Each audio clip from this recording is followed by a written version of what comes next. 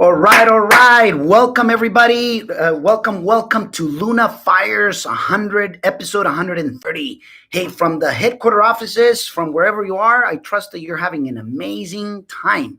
Hey, we're going to be covering not confusing, okay, price versus value. So, Instagram, welcome. YouTube, welcome. Facebook, welcome here, okay? We're going to be covering that. Pretty excited that you guys are here for a few minutes. And let's jump into it right away so that obviously you get to get the takeaways. All I ask is make it collaborative. Make sure that you leave me your comments down below. So we're going to go ahead and get started, all right? Oftentimes, ladies and gentlemen, we confuse, price with value. And it's completely a different thing. Price is what you pay versus value is what you receive and what you create from it. Okay. So if you actually got it, we could stop right now our live and basically you could basically do something major with it. And let me explain it. We're not going to do that, but let me explain it a little bit further. In real estate, as an example, one thing is what the seller is asking, and that's the price. What the seller wants, what the seller is trying to sell the property. That's the price, but it is not value. The value is what you can create from it and what the market values the most. So there's two types of buyers and two types of sellers. There could be more, but I'm just simplifying it right now. Two types of buyers, the retail buyer and the investor buyer. And that's on the two type of buyers. And then two types of sellers, the retail seller and the basically investor seller. And the interesting thing is this, and I'm going to tell you a story in San Francisco, California, where we bought this 4-unit building that it was all 4 units, 1 bedroom, 1 bath. And it was about, anywhere from 750 to 800 square feet. It was a small unit, but there were 4 of them. And there were 1 bedroom, 1 bath. And when I did the study on the market, I very quickly realized that everything was 2 bedrooms, one bath, or 1 bedroom, 1 bath. That was it. There was nothing more to it. It was either 1 bedroom, 1 bath, or 2 bedroom, 1 bath. Nothing more to, what was available or what was sold, in the past. So we decided that our units, we were going to renovate them and make them into 2 bedrooms, 2 baths. In other words, we were going to add an additional bedroom. We were going to add an additional bathroom within the same square footage. And on top, instead of having 1 laundry for the entire building, we were going to put 1 laundry on every single unit. And in order to accomplish all that in a very tiny space of 750 to 800 square feet, it was quite a challenge, because we had to make it in such a way that it will make complete sense. So the reason why I'm bringing this is because originally I thought that we were going to be able to sell the units anywhere from around about $700,000 or $725,000, somewhere along those lines. Now, I wanted it to control the narrative. And what do I mean by that? I wanted it to make sure that if I was going to put a product on the market, that there was nothing like it, so that I can at least dominate and control, of the people out there, the retail buyers, wanting to take a look at my product more so than any other product available, because of the location being really good, for transportation, for commuters and things like that. But at the same time, because there was nothing in the market at the time that was 2 bedrooms, 2 baths. And I don't know about you, but, I don't like to share my bathroom and I don't like to share the laundry, but I knew that was going to create an amazing value and people were willing to pay more. Now, because there's nothing in the market that they can see that it's available or that it has sold, came to realize that people could potentially be willing to pay way much more, because the retail buyer was going to evaluate the most. And, almost any price that would, be asked within reason, they will be willing to pay for it. And it's interesting because even on some of them, the buyers paid even more. Why? Because to their eyes, the value was bigger than the asking price. Does it make sense? To their eyes. Now, keep in mind, value is what you get, but what you create of it. In other words, I'll give you a different example. Okay, different example, like when I buy a real estate course or when I buy a personal development course.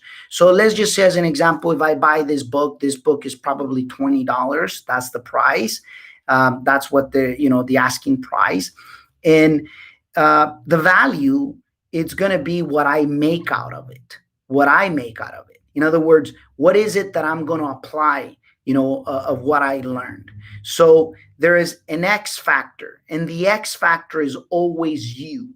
In other words, what are you going to receive and create out of that particular either product, service, webinar, seminar, course, etc. So just don't confuse price with value. Price is what you pay, value is what you receive and what you create.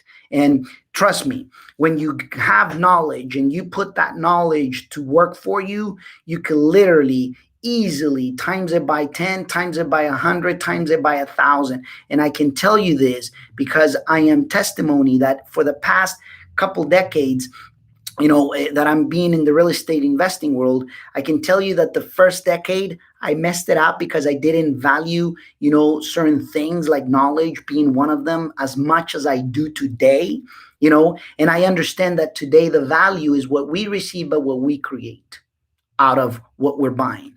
Well, the same thing is true in real estate, with the exception, listen to this, that real estate, you can't print more like a book because the location is unique. You can't replicate location no matter what. Once you buy that piece of land, that's it. You cannot replicate it, again. So it's extremely unique. So therefore, some people will value the location more than the structure, and some people will value more the structure than the location, and some people will value both and many other things. So knowing which areas are the most valuable based on, what it's on demand at the moment or where the demand is going, it's part of our job as real estate investors. Does it make sense? So hopefully you're really, truly understanding, in our case, where we had this 4-unit building, part of it was location, but it was not location 100%. The other portion was the fact that we created a product that there was nothing available in the market at the time that basically gave us the edge, that the value perceived by the retail buyer was extremely high, more so than the asking price that we were thinking originally. Does it make sense? Because the units they ended up selling for 775, even 785,000. We thought it was going to be anywhere from 7 to 725 ish, plus or minus.